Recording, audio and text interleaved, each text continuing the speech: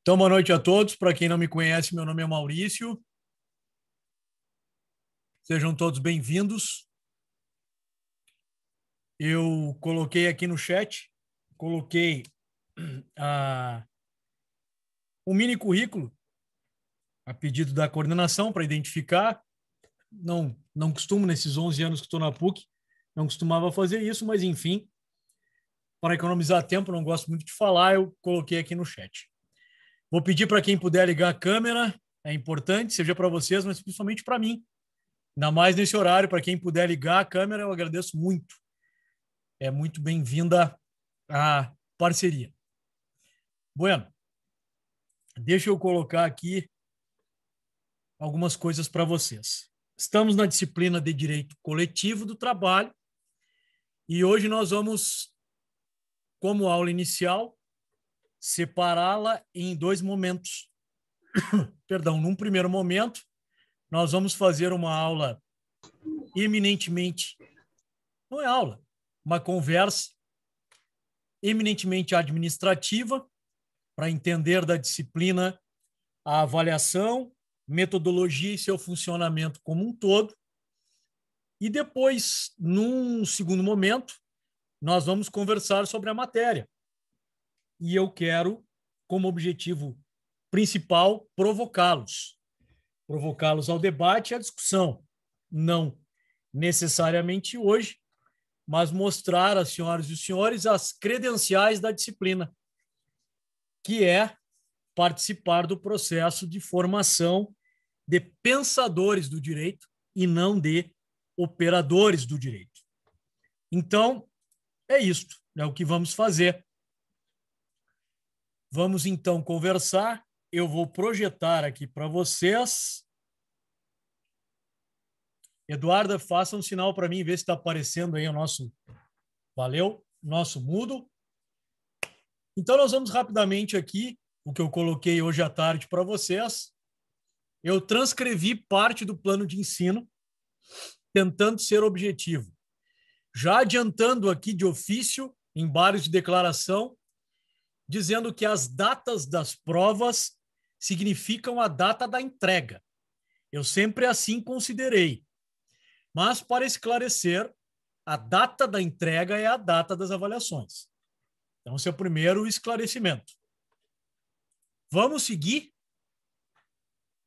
E aí aqui, no G1, dia 28 de junho, a entrega de duas atividades que vão trazer questões objetivas e ou dissertativas, digitadas, valendo 5 as duas atividades. E cada uma terá 5 questões. Serão extremamente simples, ou de respostas rápidas ou objetivas, e não tem o cunho de complicar a vida de vocês. Será apenas, eu costumo dizer que essa avaliação, Eduardo, não é avaliação, é uma revisão de tudo que falamos em sala de aula e que talvez nem consulta mereça, de tão singelo que será. No dia 25, portanto, então, 3 dias antes desta data, eu vou disponibilizar no Moodle as duas atividades para vocês fazerem. E, em ato contínuo, abrirei a sala de entrega para que vocês possam entregar as avaliações. A prova especial, a data de entrega é dia 5 de julho.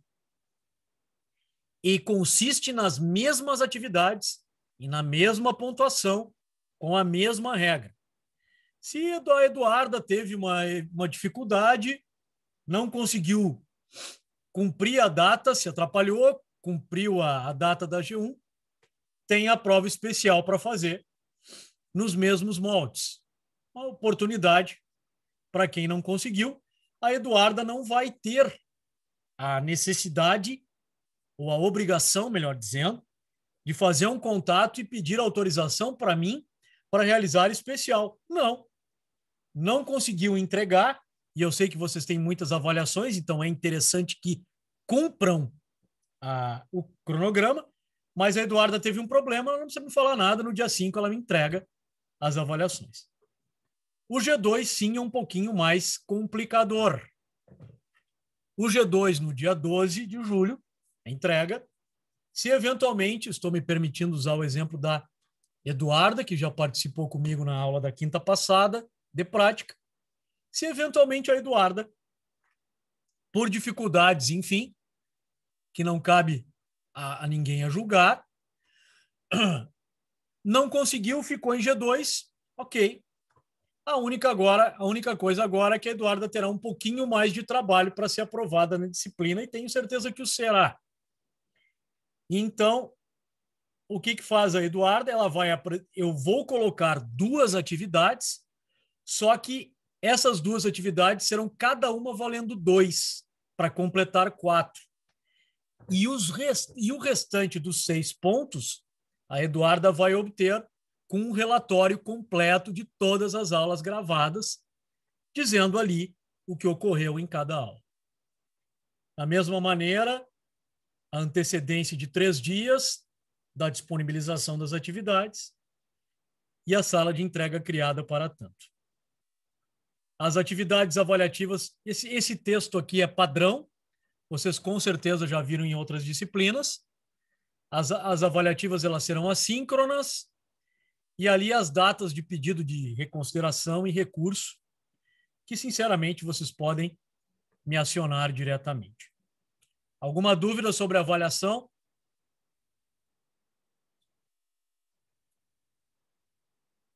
Será uma avaliação simples e, repito, com um caráter eminentemente de revisão da disciplina, sem nenhuma surpresa, sem nenhum bicho de 7 cabeças, vamos apenas cumprir as formalidades. O objetivo principal da disciplina é o que me fez agora ficar mais de 20 minutos do programado e terminarmos a aula da 189 num intenso debate, conversa sobre variados temas de direito do trabalho e fazendo com que os colegas se manifestassem, trouxessem suas experiências e conectassem direito coletivo com o direito do trabalho tecnológico, com o direito do trabalho emergencial, com o direito do trabalho e as crises que enfrentamos. Falamos de teletrabalho, negociação coletiva conectada às novas tecnologias, falamos até de vacina. Então, este é o ponto, é discutir direito do trabalho. Esta disciplina é uma disciplina de direito do trabalho antes de qualquer coisa.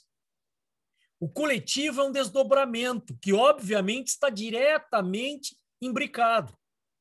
Agora, se alguém pensa que direito do trabalho está desconectado de coletivo ou de processo, assim como o contrário, está equivocado. Alguma dúvida da avaliação? Muito bem. O acesso permanente, eu coloquei 21h10, que é o tempo que eu tenho para tentar dar um jantar, e vocês também têm outras aulas, fazer um intervalo. Botei 21h10, enfim, até porque tem aulas que vão até 10h30, tem aulas que até vão 10h15, enfim, eu não me preocupo com isso. Nosso plano de ensino está aqui, que vamos ler daqui a pouco, e aqui a aula do dia 8 de hoje. E aqui preciso cumprimentar a todas as colegas, estava esquecendo, pelo Dia Internacional da Mulher, e não é uma mera formalidade, eu sou completamente adepto a datas que destaquem a importância social, sou completamente a favor do politicamente correto, sou contrário aos discursos capacitistas, preconceituosos, não penso que existe mimimi na sociedade, e aqui não é uma crítica ao presidente, se tiver que fazer eu faço, mas aqui não é o momento para isso. Só estou dizendo que temos que enaltecer, sim. Já fui contrário, e hoje convencido, orgulhosamente convencido, ao contrário, de que precisamos enaltecer quando datas importantes, para lembrarmos que temos que, sim, trabalhar desde a academia pontos de igualdade. Conversava com o desembargador de São Paulo, que me dizia que é crescente um número de empresas em 2020 para 2021 que exige no processo de seleção que as mulheres digam se pretendem engravidar. E parece algo inimaginável em 2020 e 2021, o que mostra que sim, nós somos uma sociedade preconceituosa, discriminatória, e, portanto, o direito precisa sim ser cenário, se não incentivador, de atitudes diferentes. Como se também os homens não tivessem responsabilidade com os filhos, né, professor? Exatamente, exatamente. Tanto que a gente pega lições que até o Brasil vem engatinhando. E quem é que falou? Desculpa, eu não enxerguei na minha matriz aqui. Eu, professor. Bianca de Oi, Jorge. Bianca. Bianca, tu sabes que o Brasil vem engatinhando para modelos que existem em outros países, de inclusive ter licença previdenciária do nascimento parental, aonde tenha uma licença que seja gozada pelo marido e pela esposa, porque as obrigações são iguais. Tu tens toda a razão, eu acho que tem várias coisas de via de mão dupla que nós precisamos evoluir muito ainda. Tens toda a razão. Vamos para o plano de ensino? Vamos abrir aqui o plano de ensino.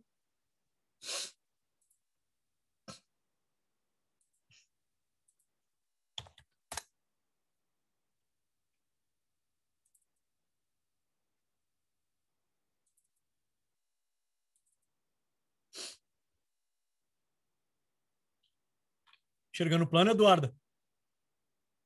Beleza. Aqui meus e-mails, para quem não teve aula comigo ainda, está me conhecendo hoje, o e-mail do escritório e o e-mail da PUC. Eu também tenho lá o Instagram para divulgar eventos, artigos, os artigos e livros, enfim, tem algumas coisas ali. E eu não falo nos artigos que eu publico, inclusive em jornais, eu não trabalho só a parte, eu não trabalho a parte só do direito do trabalho, mas também trabalho cidadania, preconceito, deficiências. Então, para quem quiser navegar por outros caminhos, também tem ali. O Instagram é Maurício de Carvalho Góes. O plano vale para as duas turmas. Nossa ementa, vou resumir, dentro da ideia das relações sindicais, principalmente da negociação coletiva, com um espectro real, ligado à realidade. E eu sou um grande defensor das relações sindicais, sou um grande defensor de que deve existir os sindicatos, e temos que aqui ventilar ideias para tentar vencer a crise sindical que há muitos anos abala, que, de uma certa forma, não sei se foi a pretensão, mas também sofreu um baque, um choque com a reforma trabalhista. E nós precisamos analisar até que ponto isso ajuda. De qualquer forma, eu já adianto para vocês, a negociação coletiva foi, é e pode ser a solução para muitos dos conflitos que reflete nos contratos individuais de emprego. Infelizmente, por vários motivos que aqui trabalharemos, nós ainda buscamos o conflito, nós buscamos os dissídios coletivos, nós buscamos as decisões judiciais e, às vezes, existem situações que precisam, e isto remonta a 1943, que já poderiam ser objeto de negociação coletiva. E precisou vir a reforma trabalhista para positivar e escrever expressamente o princípio da autodeterminação coletiva, ainda que ele não esteja escrito. Então, de qualquer maneira, é uma análise que nós vamos fazer crítica, e aqui já preciso dizer,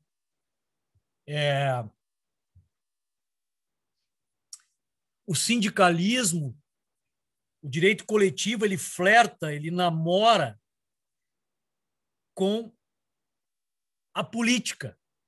E nós temos que ter o cuidado de não com a política partidária. Nós temos que saber entender o que é uma política sindical e não partidária. Um partido político pode servir às pretensões de uma categoria, mas nunca o sindicato pode, em primeiro lugar, estender na sala do seu dirigente uma bandeira de partido político. Estou sendo aqui, obviamente, irônico, porque em muitos casos, e vocês não verão da minha boca uma teoria de generalização, mas em muitos casos, e é por isso que estamos colhendo os frutos da crise, nós temos sindicatos que se serviram para propósitos, eu não vou dizer escusos, mas desvirtuados. Antes de falar do conteúdo, procedimento metodológico, nós já falamos, e as atividades ficam no Moodle, as avaliações também. A maioria que já me conhece, eu não uso Datashow. Eu vou colocar materiais para vocês, como já coloquei um acordo do Supremo Tribunal Federal.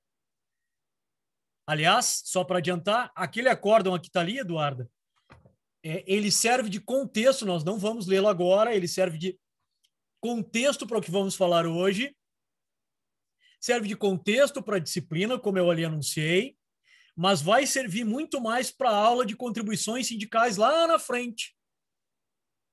E esse é o nosso TDE. Se alguém perguntar, Maurício, tem TDE? Eu vou dizer o TDE é o acórdão do STF.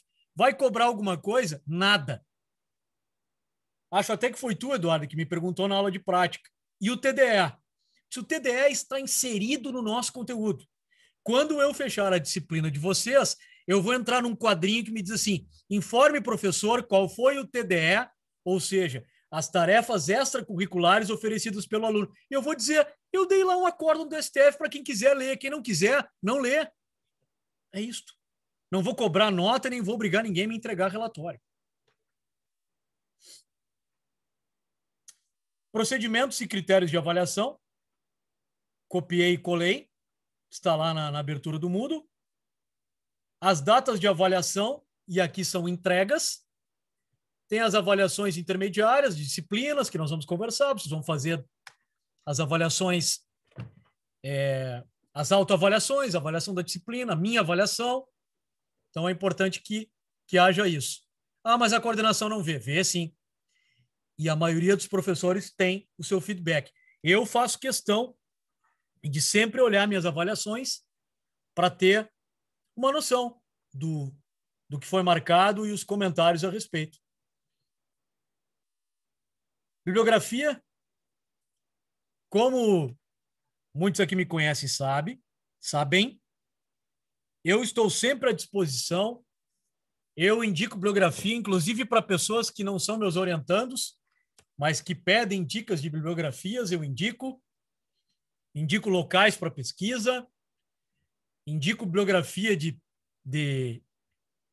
todo tipo em direito do trabalho e processo do trabalho, e acho que nós não podemos nos limitar ao que a disciplina oferece. Por outro lado, ainda mais no período que nós enfrentamos, eu não vou ficar aqui dizendo, comprem o livro, baixem o livro. Não.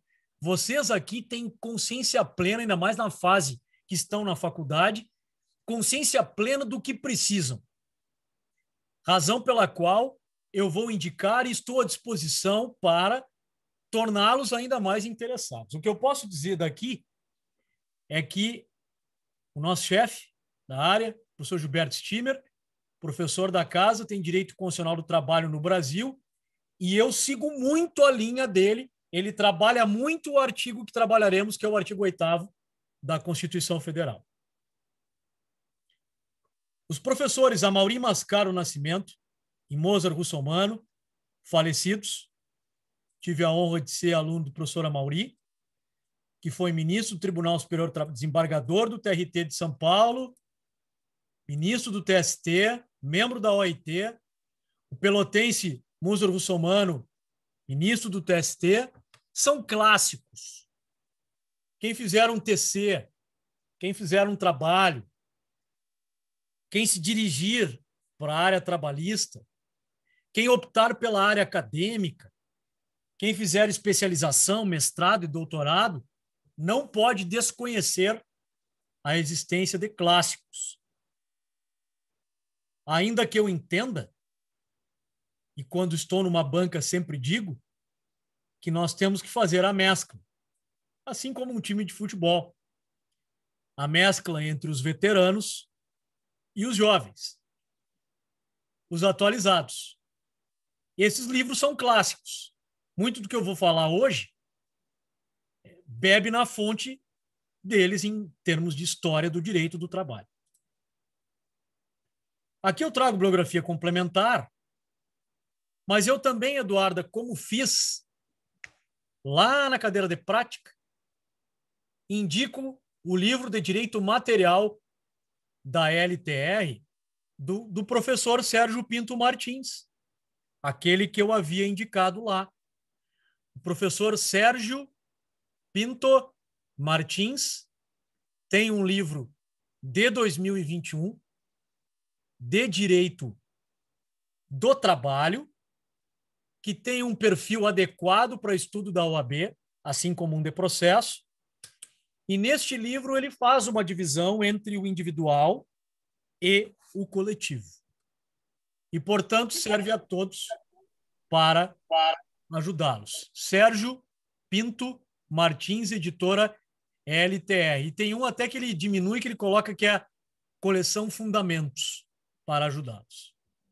Alguém gostaria de fazer alguma coisa? Acho que alguém ia falar. Professor. Oi. Outra facilidade desse livro é que o valor dele é super acessível, porque eu paguei no primeiro e olha que eu comprei pela PUC ainda, que a gente sabe que é um pouquinho mais caro, né?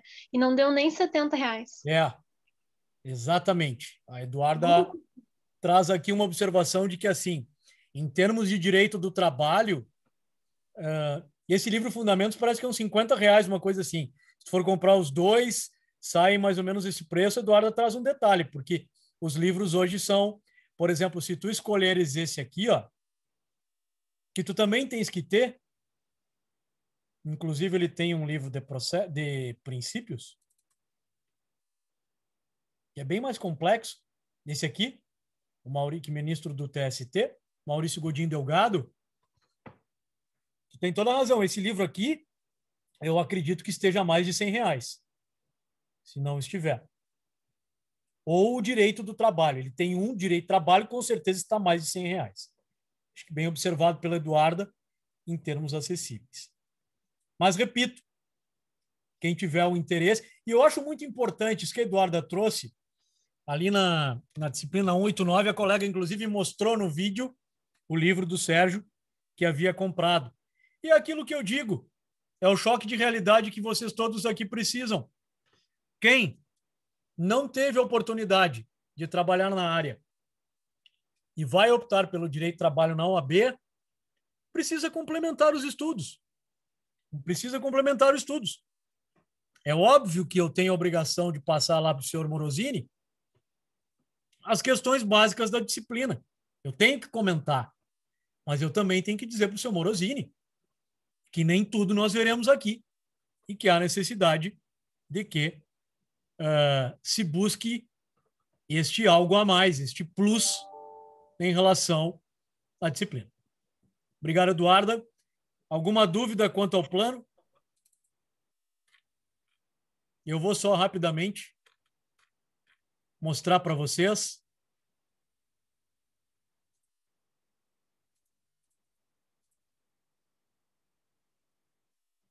Esses 12 pontos que aparecem aí, nós falaremos eles de uma forma concatenada, como se fosse uma corrente. E é bem importante que vocês acompanhem, ou de forma assíncrona, ou pelas gravações, e saibam a minha metodologia. Ora eu pulo um, ora eu não falo, ora eu vou lá para o fim, ora eu volto. E atenção, ora eu saio e vou para o individual, ora eu vou para o processo do trabalho e volto. Então, assim, esta é uma disciplina. Até alguns podem pensar, mas isso é um método de pós-graduação. É verdade, às vezes, em pós-graduação, a gente... Às vezes, não. Na pós, não se faz revisão de graduação, é obrigado a fazer esse tipo de corte. E aí eu me questiono, mas eu não posso fazer isso? Mas é claro que eu posso fazer isso. Um público qualificado desses, eu vou ficar lendo o conceito de sindicato? Sindicato é a entidade de direito privado. Por favor, acho que não é aqui o momento para isso. Senhoras e senhores, eu não vou ler todos os tópicos para que a gente possa começar a nossa conversa de uma vez. E apenas apresentando aqui o que vamos falar de uma forma global, geral. Alguma dúvida quanto à avaliação, bibliografia, metodologia? Fiquem à vontade.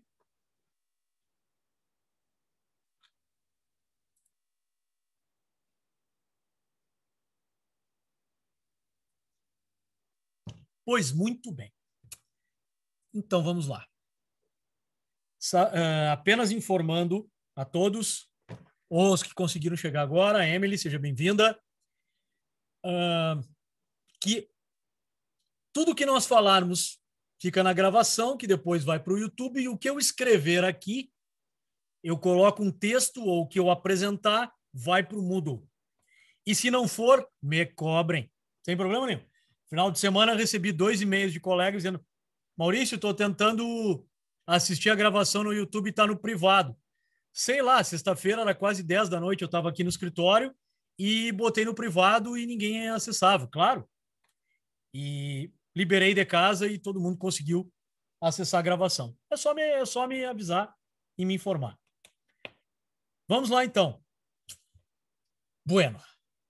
Vamos partir de algumas premissas para começar a estudar direito coletivo do trabalho. A primeira premissa eu já adiantei, que é: direito do trabalho é uma coisa só. Ele tem o seu espectro individual, seu espectro coletivo, e quando houver lide, quando a Eduarda disser para o Morosini que os seus direitos sejam aqueles conquistados coletivamente, sejam os individuais, não foram cumpridos, e o seu Morosini não atender e descumprir, a Eduarda poderá transformar o seu direito de ação em pretensão. Repetindo, eu vou mostrar agora que o direito do trabalho que nós conhecemos do ponto de vista da sua gênese, ele nasce, com perdão da redundância, no direito coletivo, lá na Revolução Industrial. Obviamente, adquire seu caráter, seus aspectos em cada sistema jurídico, cria seu desdobramento, direito do trabalho em direito coletivo e individual, porque o direito do trabalho tem origem no coletivo, então eles não andam sozinhos. E se, repetindo, a Eduarda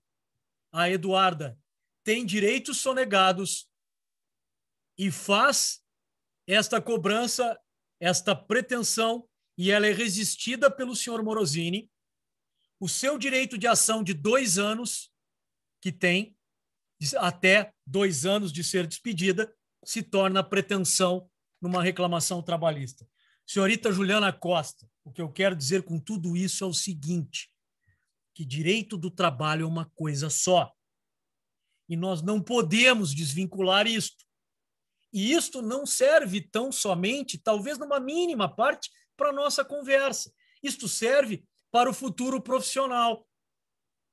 E vou mais longe, Eduardo. Ou vou anteriormente, ou volto. Na prova da OAB não adianta o senhor Morosini fazer uma bela petição inicial se ele não sabe quando eu tenho que reintegrar ou não tenho que reintegrar. Se ele não sabe que os descontos estão no artigo 462 e na súmula 362. Ao contrário, no artigo 462 e na súmula 342. Se ele não sabe que a alteração contratual está no artigo 468. Se ele não sabe que substituição, salário substituição não está no 450, está na súmula 159. O problema é o direito material. Portanto, o senhor Murilo Borges vai fazer uma reclamação trabalhista e tem que saber o direito material. E isto vai para a nossa vida. Portanto, nós então vamos tentar relembrar algumas coisas para vocês entenderem a linha crítica que essa disciplina se propõe. Crítica na análise dos tópicos do cronograma. Muito bem. A primeira, eu falei em premissas, e a primeira premissa já falei. Segunda premissa, que vai sair daqui retumbando. O direito do trabalho que nós conhecemos, lato sensu, OIT, trabalhador, direito dos trabalhadores, lato sensu, o direito do trabalho, independentemente, senhor Morosini, dos sistemas jurídicos anglo-saxão, romano-germânico, o direito do trabalho como proteção ao edo surge do direito coletivo do trabalho. Deixa eu mostrar uma coisa aqui para vocês. Então, aqui, senhorita Juliana, direito coletivo do trabalho. Número 2, isso aqui vai para o mudo. Estamos falando, na verdade, de direito do trabalho. E esta premissa, senhor Murilo, eu trabalharia muito forte. O direito do trabalho, individual, inclusive, nasce do direito coletivo. Vejam que qualquer legislação trabalhista, obviamente de países democráticos, senhor Morosini, qualquer legislação trabalhista de países democráticos tem no seu espírito, ele é contaminado, entre aspas, por um espírito de coletividade. Mas isso possui uma evidente vertente histórica. E, infelizmente, eu vou ter que cansá-los aqui. Infelizmente, claro, eu tenho um livro que eu falei isso em quase 10 páginas, mas tentando ser o menos chateador possível, eu vou tentar resgatar um pouco disso, porque muitos de vocês, ou todos vocês, viram isso em trabalho 1, viram isso nas primeiras disciplinas, na história, e precisamos resgatar porque tem pessoas, e às vezes a gente ouve isso de empregadores ou de advogados não militantes, que dizem o seguinte: não vem com esse papo em 2021 de princípios. Não vem com essa história de princípio da proteção. Não me vem com esse papo de aplicação da norma mais benéfica, indúbio para o operário, condição mais favorável. Isso não existe mais. Vocês vejam que eu estou entrando pela porta dos fundos. Pela porta dos fundos. Isso que nem é casa de interior. Isso é casa de interior. É como eu fui criado. Jamais entrei pela porta da frente. Isso é casa de interior. Para que tu saibas como funciona, tu tem que entrar pela cozinha. E é exatamente o que eu estou fazendo. Né, senhorita Lígia? É exatamente o que eu estou fazendo. O que eu estou fazendo aqui? Eu estou tentando resgatar alguns conceitos para nós chegarmos e dizer o seguinte: tá bem, no fim das contas, o direito do trabalho ele está misturado com o direito coletivo. Então, vamos ao que interessa. Esta premissa em amarelo, ela diz respeito à luta de classe. Repito, senhor Morosini, todas as legislações têm nos seus bastidores, nos seus pilares, luta de classe. Obviamente, nos países democráticos tem a luta de classe. E eu até vou mais longe. Na pós-graduação, senhor Morosini, quando a gente vai explicar, entrar a fundo nas teorias da natureza jurídica da relação de emprego, a gente se aproxima até daquele nacionalismo alemão, do Terceiro Reich, que de uma certa forma contribuiu para a proteção do trabalho. Vejam, Eu não estou aqui querendo de forma alguma fazer a alusão de que o nazismo tem influência no trabalho. Eu estou dizendo que até mesmo nações ultranacionalistas possuem, sim, um determinado espectro de luta da importância da classe no trabalho individual. Isso fica para outro papo. O item 4 eu botei assim: a luta de classe é um movimento coletivo que acaba gerando um espectro nas relações individuais. Ponto. Ponto. Maurício, estou adiantando o que eu não vou explicar. Maurício é contratado pela Pontifícia Universidade Católica do Rio Grande do Sul. Como é que eu sou contratado, Eduardo? Por um contrato de emprego. Até pode ser verbal, mas vão assinar a minha carteira de trabalho. Maurício, pessoa física, é contratado por uma pessoa jurídica, uma entidade, pela sua mantenedora da Pontifícia Universidade Católica do Rio Grande do Sul. E estabelece lá, está guardadinho ali, há 11 anos eu assinei o meu contrato de trabalho. Que, teoricamente, a expressão certa é contrato de emprego, mas aqui não interessa. Fiz o meu contrato de trabalho com a PUC. Só, senhor Morosini, que a legislação voltada para o contrato individual, ela não é suficiente. Porque no momento que a PUC assinar a minha carteira de trabalho, eu não posso escolher. Olham para minha cara e olharam para mim e disseram o seguinte: o senhor hoje, ao ter a carteira assinada como professor da PUC, é empregado da PUC, abre colchete. Mas o senhor também passa a ser representado pelo Sindicato dos Professores do Estado do Rio Grande do Sul. Simples. Aí eu olho para o departamento pessoal e digo assim: tem outro que posso escolher? Não, não tem. Mas esse sindicato me representa o senhor e mais 380 mil professores do estado do Rio Grande do Sul. Aí, prestem atenção.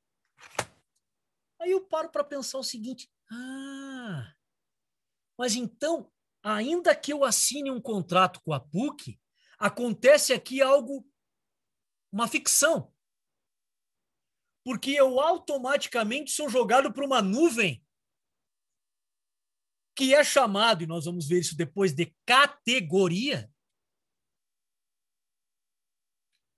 Eu sou automaticamente, sem escolher, sem assinar, sem pagar nada. Eu sou jogado para uma nuvem, e esta nuvem, senhor Morosini, que se chama categoria, é uma nuvem de mais de 380 mil professores do estado do Rio Grande do Sul. Estou chutando o número, obviamente. E, senhor Morosini, só que nessa nuvem de 380 cabeças, precisa ter alguém que nos represente. E que tente, por força da proteção, trazer para os 380 mil contratos mais direitos do que aqueles que estão previstos na lei para os contratos individuais. Portanto, o direito do trabalho tem sede. Como ele foi criado para corrigir desigualdades, direito do trabalho tem sede. Sede de abastecer mais este contrato de trabalho, de olhar para esses 380 e dizer o seguinte: não basta FGTS, não basta férias, não basta 13º, não basta hora extra com o mínimo de 50%, não basta adicional noturno de 20%. E essa categoria é uma categoria, senhorita Munhoz, que trabalha em uma situação especial. Então, eu vou trazer situações especiais para essa categoria. Eu vou tentar negociar com a PUC ou com o sindicato das universidades, senhorita Juliana. Plano de saúde, vale refeição, auxílio rancho, auxílio creche. Vejam, sai do individual, entra no coletivo e volta para o individual. Primeira conclusão da nossa noite. Isso é o bacana das aulas. Se vocês pegarem as gravações, a nossa aula de agora ficou totalmente diferente da 189. Estou falando a mesma coisa, totalmente ao contrário. Isso é o que é o bacana. Pelo menos para mim, né? Só eu que me empolgo, mas tudo bem, não tem problema. Mas, de qualquer maneira, gente, de qualquer maneira, vamos fazer a seguinte relação. Primeira conclusão da noite. Que é a seguinte.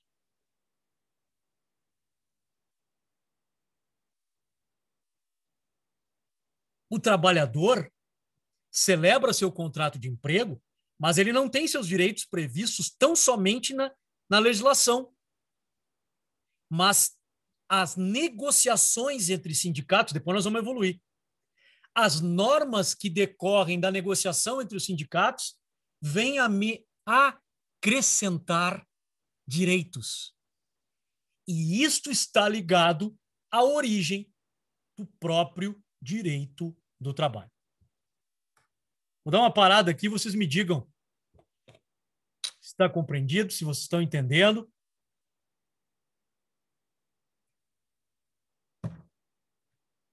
Tudo certo, professor. Ficando claro, está tudo certo.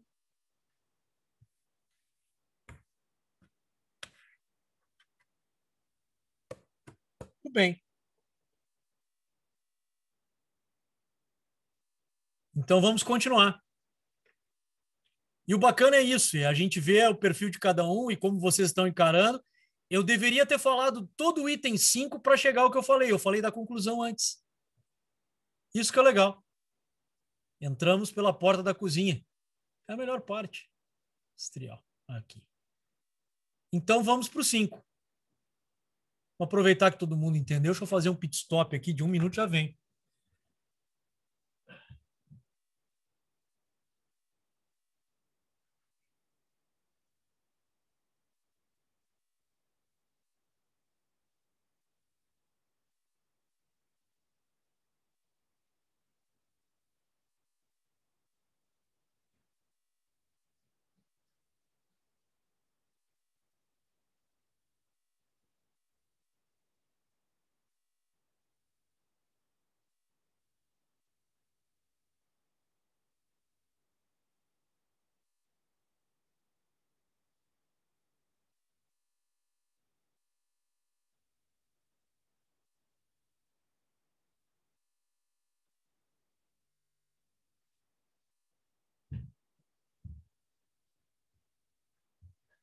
Muito bem. Estamos então. Pessoal, alguma dúvida? Seguimos assim?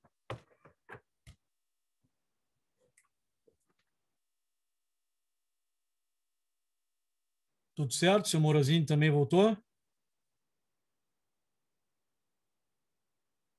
Maravilha. Então vamos lá. Só para resgatar um pouquinho, porque eu faço questão de que vocês tenham essa noção, né? Senão daqui a pouco pode ficar alguma coisa solta assim. Mas e aí, Maurício? Então eu botei aqui, ó. Bah, lá vem ele com a Revolução Industrial. Que não tem saída. Não tem saída. Eu tenho vários livros para vocês, ou tenho alguns livros para vocês, algumas dicas, para quem quiser ver algo mais contemporâneo, mas de qualquer maneira, vai ver a evolução do trabalho nessa linha. Mas vamos lá. Bom, o trabalho antes da Revolução Industrial e depois da Revolução Industrial. É aí que a gente vai analisar.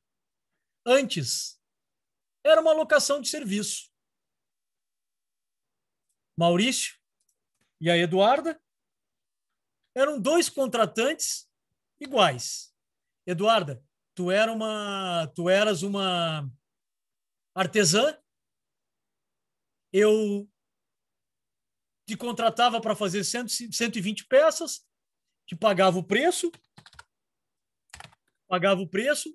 e vendia. Essa era a nossa relação. A relação entre Eduardo e eu era esta. Era a alocação de serviços do direito romano. Senhor Morosini, aqui é uma igualdade. É como um contrato de hoje, é como eu contratar o senhor para prestar um serviço para mim. Não há desigualdade entre as partes. Eu lhe contrato, lhe pago o preço e acabou. E eu ia lá e vendia as peças que a Eduarda fazia. Com o final do século XVII, início do XVIII, surge a máquina a vapor e o tear mecânico. Aí o que acontece? Eu deixo de comprar as peças da senhorita Eduarda e passo a vender, a fabricar e vender as peças. Pessoal, atenção, não se desconcentrem. Com isso, começa a surgir na Europa 2 movimentos. O primeiro, fábricas onde uma pessoa detém na sua mão o empreendimento econômico e os meios de produção, ele tem condições de comprar as máquinas e ele começa a ter os meios de produção, e aquelas Eduardas, aquelas pessoas que trabalhavam com a forma como artesã, o exemplo que eu dei, e não tem mais trabalho, elas não têm mais como prestar serviço. E aí, senhor Morosini, só cabe a elas, para fins de subsistência, bater a porta dos que têm máquinas e dizer o seguinte: eu estou aqui para trabalhar. Então vejam os movimentos. Surge os, entre aspas, porque não havia emprego, mas os desempregados ou as pessoas sem trabalho, surgem as pessoas que concentram o poder econômico e o movimento dessas pessoas que antes trabalhavam por conta na locação de serviços e começam a trabalhar por conta alheia, que hoje é uma das características da relação de emprego, ou melhor, do contrato-trabalho. E aí, senhor Morosini, a Eduarda bate a porta, a minha porta, e diz o seguinte: eu quero trabalhar. A partir daqui, isto é uma expressão doutrinária, ocorre uma quebra do paradigma contratual clássico. Eu tinha com a senhorita Lígia um contrato regido pelo direito comercial e pelo direito civil, onde Lígia e eu estávamos exatamente num pé de igualdade, e a partir daí, Lígia e eu temos uma quebra, porque a Lígia abre a fábrica e eu só tenho uma coisa para oferecer para a Lígia: o meu trabalho. E aí a segunda coisa que surge é um estado de dominação por parte dos agora empregadores. Por quê? Porque a Lígia, ou vamos voltar ao exemplo original da Eduarda, eu sendo o dono do empreendimento e a Eduarda sendo a trabalhadora, ela entra em meus domínios e lá, em função do direito de propriedade, eu tenho o poder diretivo, até hoje cristalizado no artigo 2º caput da CLT. E lá, senhor Kaminski, lá eu começo a exercer o meu poder de direção e digo: senhorita Eduarda, senhor Kaminski, senhor Custódio, senhorita Juliana, querem trabalhar para mim? Só que aqui vai funcionar da seguinte maneira: já que não existia um direito, um conjunto de normas que tutelasse esta relação individual nova, eu comecei a impor as minhas regras e comecei a dizer: senhor Kaminski, o senhor tem que trabalhar 48 horas, o senhor não tem intervalo, senhor Kaminski. Condições de trabalho, eu não vou lhe fornecer equipamento de proteção, o senhor tem que trabalhar como está aí. E aí eu começo, então, a determinar as regras, o que quebra e vira uma subordinação. Alguém não está entendendo o que estou falando? Professor? Diga. Oi, não, tudo bem, até agora tudo perfeito. Só que eu queria mais ou menos como fazer uma reflexão, porque eu acho que talvez a questão da Revolução Industrial só intensificou algumas coisas, né? Porque vamos pegar, por exemplo, aquelas produções centenárias de tapetes persas. Tinha, digamos, tem a família que detém o conhecimento e que contrata, por exemplo, mulheres que são as artesãs, mas tem, digamos assim, o núcleo, sabe? E não tem nada de máquina, assim. Muito bem. Eu acho que seria um protótipo, né? Muito bem. Esse tipo de coisa, né? A de Jorge traz para nós aqui uma intervenção muito oportuna e ela acaba me dando o grato exemplo de que nós não podemos, em tudo aquilo que vamos absorver, não enxergar para os lados e ver as suas especificidades. Muito bem trazido pela de Jorge. Por quê? Porque, e eu vou mais longe de Jorge, para corroborar com o que tu estás dizendo. Eu tive um professor que uma certa vez na faculdade ele fez um trabalho, não sei se foi na faculdade, agora não me lembro, ele fez um trabalho para que nós identificássemos no Antigo Testamento parábolas da Bíblia que tivessem relação com o direito do trabalho. Obviamente, ele já havia feito esse trabalho. E o interessante, Bianca, é que se tu encontrares, principalmente no Gênesis, tu vais ver ali a origem do descanso semanal remunerado. Deus descansou no 7º dia. Vai falar sobre jornada, vais ver sobre vários pontos e, principalmente, saindo do Antigo para o Novo Testamento, várias passagens mostram que a subordinação nasceu com o próprio homem. Então, a Bianca tem toda a razão. Nós temos que sempre enxergar essa história que estou trazendo aqui como a ideia de que quebra o paradigma contratual clássico. Esse é o meu objetivo. Isto não interfere nas origens de várias situações que, guardadas proporções, estão em várias culturas e vários países, como tu deste o exemplo, também com origens um pouco distorcidas. Aliás, Bianca, dentro disso que estás dizendo, eu não gosto muito da expressão da Revolução Industrial 4.0. Nós temos hoje doutrinadores que afirmam que, diante da revolução tecnológica atual, nós estaríamos diante do direito do trabalho 4.0 ou revolução industrial 4.0. Para mim, a gente já ultrapassou o 4.0. Ou nós podemos ter contextos que não é 4.0. Exatamente isso, Bianca. Eu espero ter respondido na tua linha, ou pelo menos ter feito esclarecimento. E te agradeço porque é exatamente isso. Aliás, hoje já há pessoas que entendem que nós nem subordinação temos mais. Eu discordo. Mas, de qualquer maneira, e agora, Bianca, vou dar um salto, tá? Tem pessoas que dizem o seguinte: perfeito, relação entre o motorista de aplicativo e o aplicativo não tem vínculo, não tem subordinação, mas tem vulnerabilidade. E a vulnerabilidade seria a versão 4.0 do elemento subordinação. Eu discordo, mas eu estou trazendo para ti vertentes de pessoas que entendem que se a relação do motorista de aplicativo com o aplicativo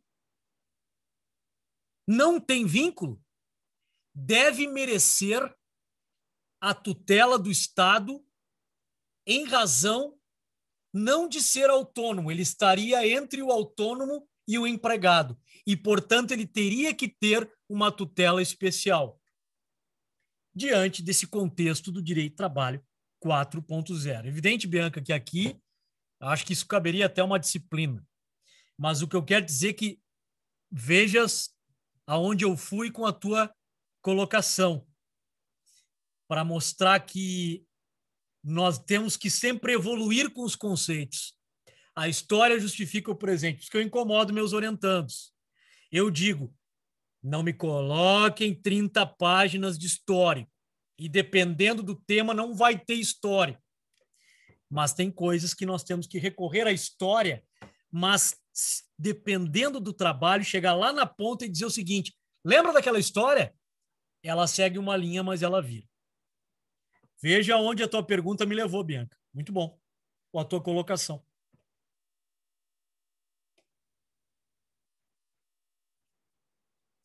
E tu imaginas, Bianca, hoje nós temos 2 turmas do Tribunal Superior do Trabalho.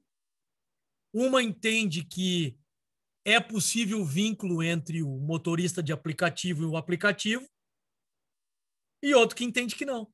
Recentemente, semana passada, vocês provavelmente viram, a 6ª turma do TST entendeu que não tem. E eu não sou tão assertivo. Eu acho que... E aí depois eu vou me fazer mais claro, para quem não me conhece, da questão de uma análise do caso concreto. Eu não seria tão assertivo. Mas me parece que, num primeiro momento, é essa presunção. Mas veja a evolução dessa questão da subordinação e tem tudo a ver com o que tu falou. Voltemos. Muito bom. Muito bom. Bom, aí, de Jorge, ainda que este elemento de subordinação, acho que na versão mais bruta do seu conceito, ele surge exatamente nessa ideia operária, fabril. E aí, com esse estado de dominação, começaram a surgir vários manifestos de cunho social, dizendo que a igreja, o socialismo de Karl Marx e outros movimentos sociais, ou influência, a Constituição de Weimar, enfim, outros movimentos começaram a provocar uma reflexão no seguinte sentido. Olha só, essa relação está quebrada. Nós temos que ter um conjunto específico de normas para que corrija essa desigualdade que está, com certeza, depondo contra a dignidade. Para quem quiser ver isso, e eu cito num dos meus livros, é ler a encíclica Rerum Novarum da Igreja, que, ainda que com as suas limitações, ela traz uma noção religiosa de dignidade da pessoa humana. Obviamente, nós sabemos que a noção muito mais positivada veio no segundo pós-guerra, com a questão da Convenção Universal, ou seja, mesmo da Manifestação Universal dos Direitos Humanos. Mas o que eu quero dizer é que, fora essa questão do Estatuto, muito antes já vinha se dizendo, olha, são pessoas que precisam de um mínimo de dignidade. E como é uma nova relação, que um detém os meios de produção e o outro só tem o trabalho a oferecer, eu tenho que dar um pouco de igualdade entre as partes. E aí eu resgato Aristóteles, raciocínio aristotélico. Eu tenho que tratar desigualmente os desiguais. Por isso que o direito do trabalho é protetivo. Ah, mas Góes, é protetivo demais. Não, ele é protetivo. Eu concordo que talvez a gente tenha uma demasia de previsão a cada tipo de sistema jurídico. Mas nós temos 2 problemas. Concordo, talvez nós tenhamos que ter uma lei que possa ser mais branda, mas a negociação coletiva resolve. E nós temos que também começar a fazer uma crítica de como o judiciário interpreta isto. Nós não podemos só baixar o pau no legislativo, que é merecido. Mas nós temos que analisar como isto é interpretado. Mas isso é outro papo. E aí, Bianca, o que aconteceu? O estado de dominação prevalecia, até que então acontecia o seguinte: o senhor Morosini, a senhorita Munhoz, a senhorita Juliana e a Eduarda se rebelaram lá dentro da empresa e disseram, olha, nós não vamos mais continuar assim. Isso está insuportável, essas formas de trabalho. Nós queremos um pouco de proteção. E eu estou bem tranquilo quanto a isso, né, senhorita Bianca? Porque eu digo assim, senhor Morosini, o senhor está descontente, senhor Morosini? Eu abro a porta aqui, tem uma fila de mais 3.000 pessoas querendo entrar para trabalhar. Tem muita gente desempregada que vão se submeter a isso para poder sobreviver. Só que um dia, Bianca, e um dia na história, houve uma revolta, eu abri a porta e as pessoas lá fora cruzaram os braços e disseram, não, ninguém vai mais trabalhar. Enquanto os donos dos meios de produção não criarem normas mínimas de proteção, nós não vamos trabalhar. Digamos que seria uma versão antiga de uma greve, mas, na verdade, eu não quero que vocês digam que é isso. Eu quero que vocês digam que isto é um espírito de classe.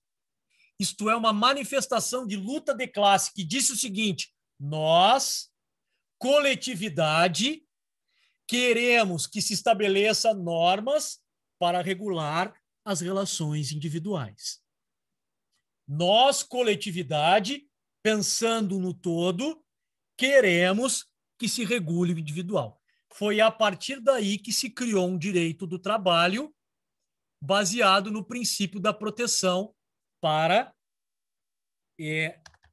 tratar desigualmente os desiguais.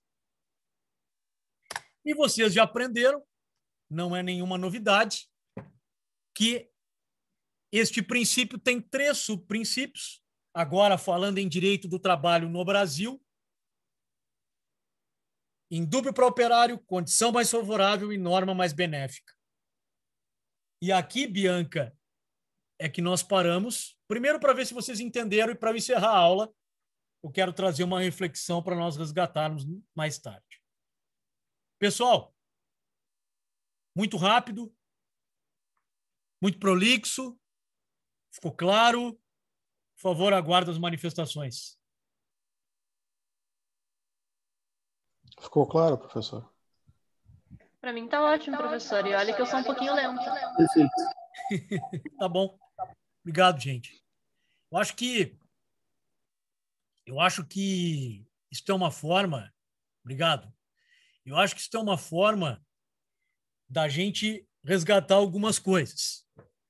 E assim, vou mais longe.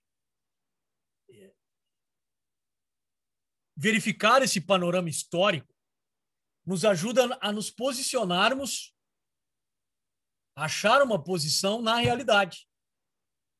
Por quê? Isto aqui não desapareceu. Isto aqui vive. Ou alguém tem dúvida que eu sou subordinado à PUC? Eu não tenho que cumprir horário? Eu não tenho que colocar gravação lá para vocês? Eu não tenho que seguir o plano de ensino? Eu não tenho que seguir um perfil de conduta? Claro que tenho. Isso tem que existir. Isso tem que existir. Por quê? Porque a PUC detém os meios de produção. Nesse caso, o empreendimento.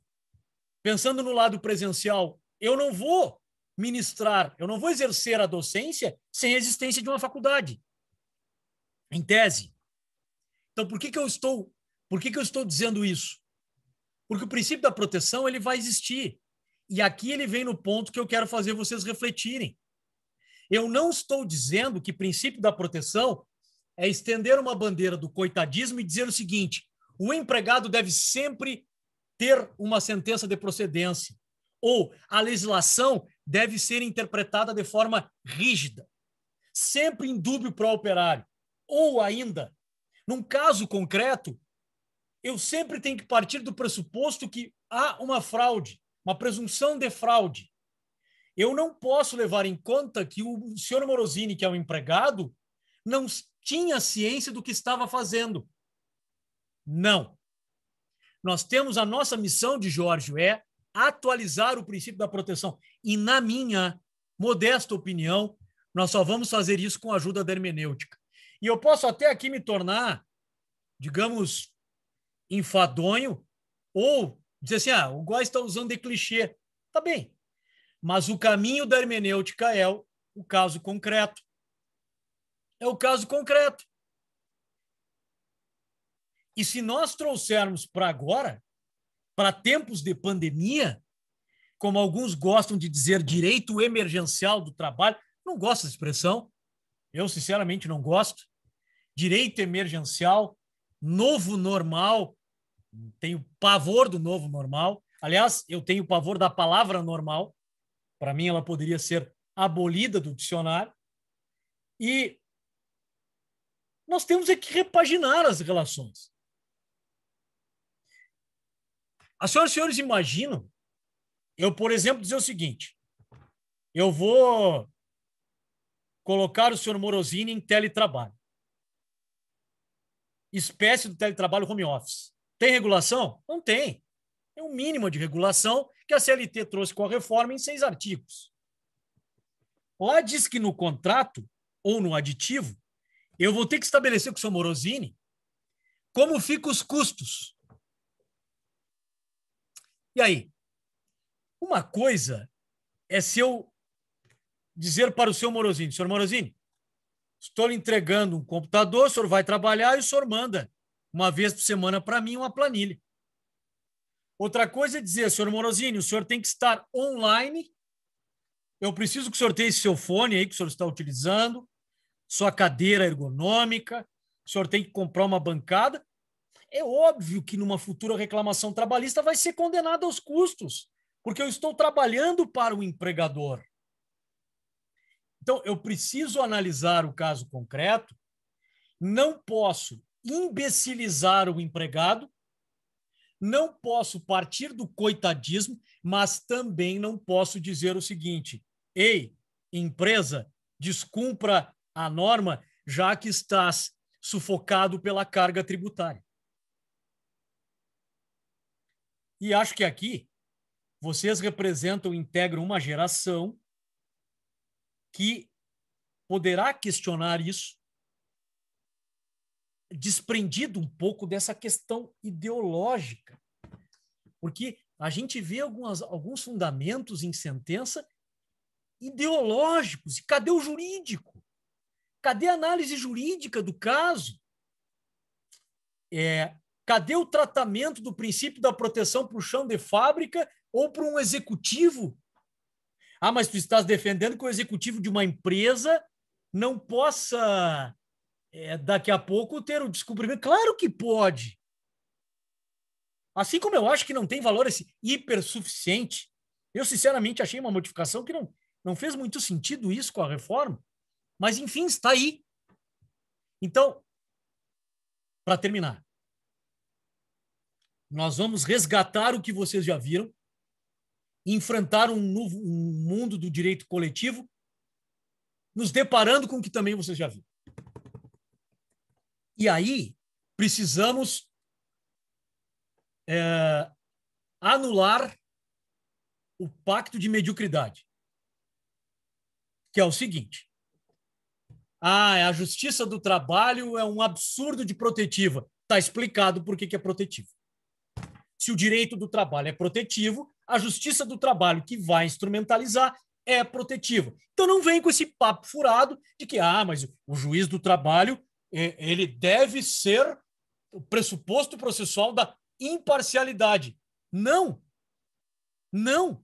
Do ponto de vista filosófico, o cara traz as suas historicidades.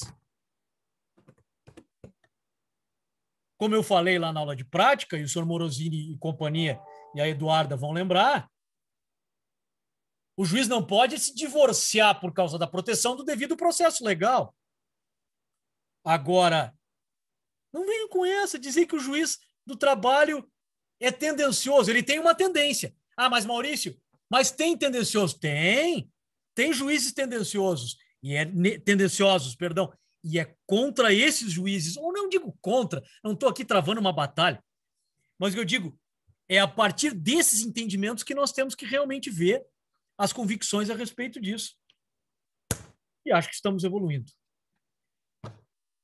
Pessoal, espero ter me feito claro, tanto no objetivo. A Emily pede as subdivisões, com certeza, Emily. Vou botar eu ia dizer no quadro, botar na tela aqui para ti. Condição mais benéfica, que é uma espécie do direito adquirido.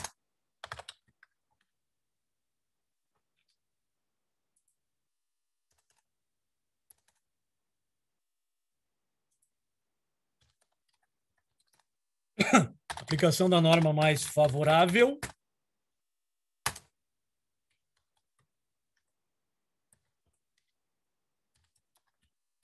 Indúbio pro operário.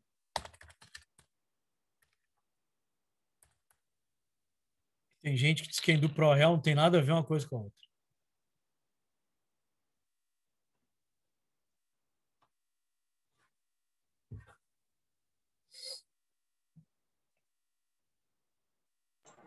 Professor, quando tu falaste que o espírito de classe não era para ser chamado como greve, é porque a partir dali começou a surgir, digamos, esse espírito de coletividade. Isso. E poderia-se dizer que numa greve está presente esse espírito de classe? Isso, com certeza. Com certeza. Tecnicamente, né, não houve uma organização para isso, houve mais um apelo social, e por isso que não seria greve. Vou fazer uma analogia grosseira para ti. Lembras há uns anos atrás, não faz muito tempo, mas tu deve lembrar daquela paralisação dos caminhoneiros? Tu te lembra? E como? Que transtorno que gerou aquilo, né? Tu te lembra, Bianca? Aquilo ali não foi greve. Todo mundo chamou de greve dos caminhoneiros, mas na verdade não foi uma greve. Foi uma paralisação geral de cunho social que depois gerou microgreves. Então, assim, concordo plenamente contigo com isso que disseste. E qual foi a segunda parte? Tu disseste, me lembra, eu queria fazer um comentário, me esqueci. Que toda greve tem um espírito de... coletividade, de luta de classe. Isso. Não, tanto que tu vais ver depois no artigo 10 da Constituição e na lei, na 7783, que a gente vai analisar a lei de greve, e provavelmente na avaliação eu vou cobrar que vocês falem alguma coisa ali sobre a lei de greve, sem dúvida nenhuma. A greve é considerado um direito fundamental baseado na luta de classe, que já foi até criminalizada no Brasil e que tem por objetivo exatamente isso que tu disseste. A greve nada mais é do que... ele é considerado um direito fundamental e nada mais é do que um exercício pleno da luta de classe das categorias. Exatamente isso. Sem dúvida nenhuma. Correta afirmação. Que mais, gente? Morosini, tu tá com um marcadinho verde para mim ali. Eu te confesso que eu não sei o que é. Se tu queres falar alguma coisa, fica à vontade. Não, na verdade, aquilo ali, quando tu pediu uma confirmação ali, eu botei um sim. Mas eu posso perguntar uma coisa, eu não sei se eu estou desviando vai lá, aula, vai lá. Mas os sindicatos, eles são financiados pelos trabalhadores, que é por classe, né? Professor, bancário, enfim. E isso é obrigado, né? Se o cara é bancário, se eu sou professor, eu já sou descontado do meu contra-cheque para o sindicato receber essa verba, enfim, né? Esse ponto que tu trazes, Evelyn, tu conseguiste copiar aqui o princípio? Posso tirar do share screen aqui, deu tudo certo? Sim, prof, tudo certo, obrigado. Morosini, não, isso não está fugindo, não. E te digo mais, Morosini, isso é extremamente importante, que vai justificar nossas próximas conversas quanto à questão da crise sindical. O que acontece?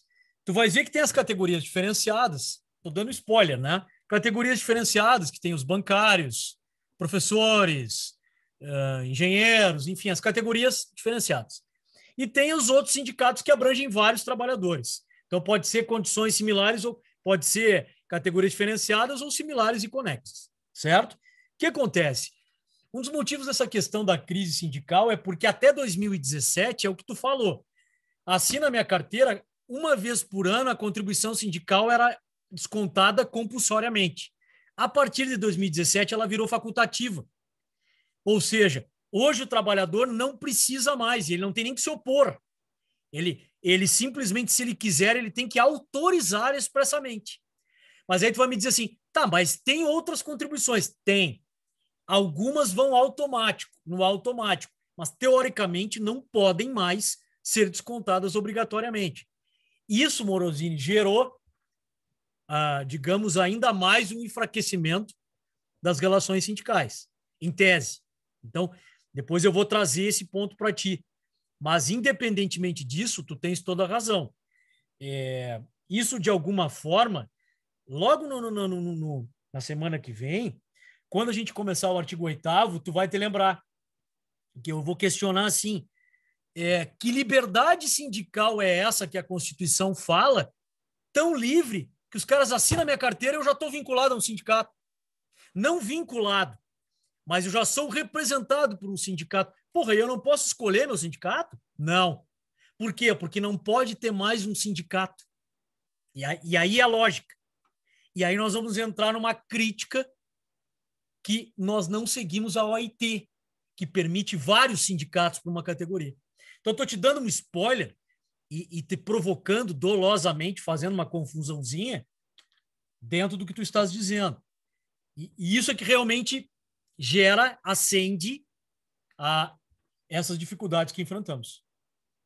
Professor, posso um pouquinho mais? Claro.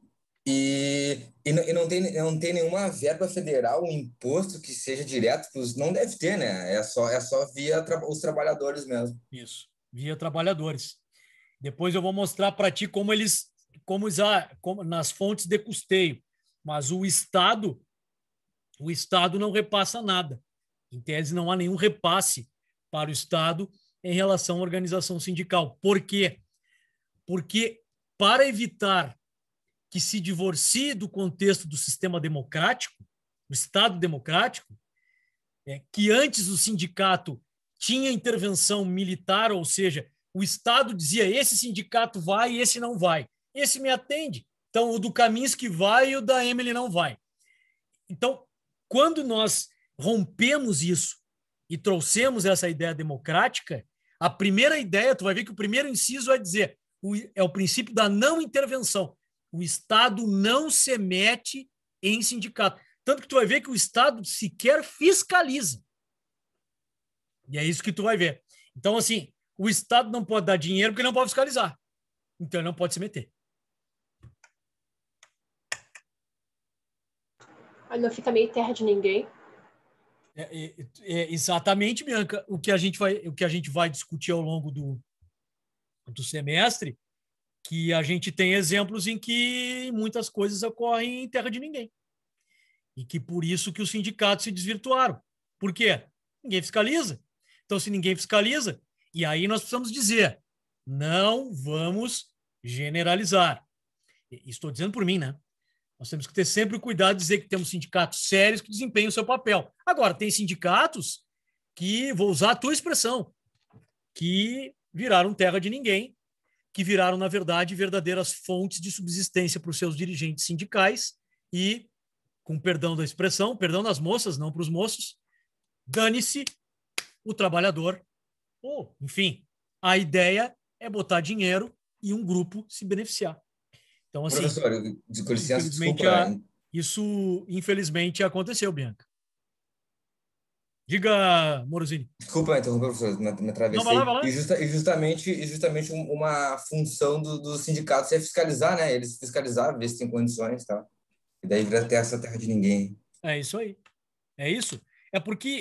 E aí entra uma opinião, né? Entra uma discussão e uma opinião que eu tenho. Eu estou falando, Maurício, e me responsabilizo pelo que eu falo. Há muitos anos eu falo. Cara,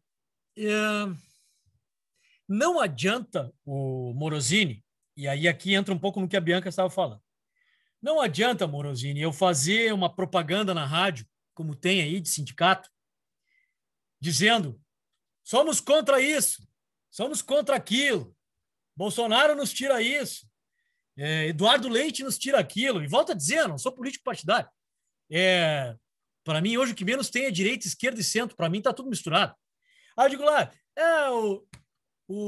nos tiraram isso, estamos atentos, Estamos de olho. Isso aí não é... Aí, o que acontece? Aí tu liga para o sindicato para fazer um acordo. E aí os caras perguntam o que é. Não, doutor, não vamos fazer. Ou como já liguei para um sindicato que os presidentes são do PSTU. Volto a dizer, não tenho nada contra o PSTU.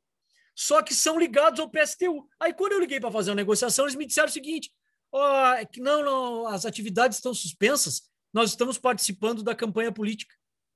Tá, mas o que o sindicato tem que ver com campanha política?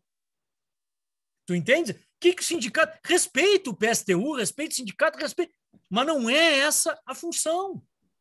Então, assim, não é essa a função. Tu não precisa aparecer para proteger a tua categoria. Tu entende? Mas Maurício, tu estás generalizando. Não estou generalizando. Eu vejo exemplos disso. Juliana, tu tinhas uma participação? Vi que tu tirou o microfone? Não? Professor. Oi. Mas que tipo de órgão fiscalizatório que a gente pode pensar sem ferir os princípios da ideia do sindicato? O Ministério Público do Trabalho, Emílio. O Ministério Público do Trabalho, já em ações civis públicas, já dissolveu os sindicatos que desvirtuem sua função.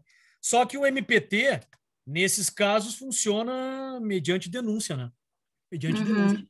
E aí tu vai denunciar e é como um procedimento normal dos inquéritos civis públicos.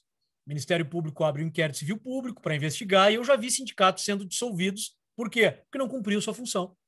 Isso acontece. Isso acontece. Então, o Ministério Público é que teria legitimidade. Teria não, tem legitimidade. Mas é como disse a Bianca, né, Emily? A gente está numa terra de ninguém, volto a dizer, em alguns casos, se encontra em terra de ninguém porque nós estamos num vício, né? A gente vive muito a gente está vendo agora essa evolução da pandemia. A gente vive muito no mundo do não dá nada, né? E aí, infelizmente, a gente cai. As relações de sindicais têm muito isso aí do não dá nada. Não dá nada. Não adianta se queimar porque não vai modificar, né? Então, tem um pouco disso. Mas esse seria o canal, Emily. Esse seria o canal. Pessoal, mais alguma coisa? 25 para as 11, agradeço muito a atenção de todos. E se não tiverem nada, alguma colocação, nós vamos seguir assim na próxima aula. Alguma dúvida? Nada? Então é isso, gente. Um abraço, boa semana. Quem tem prática comigo, nos encontramos na quinta.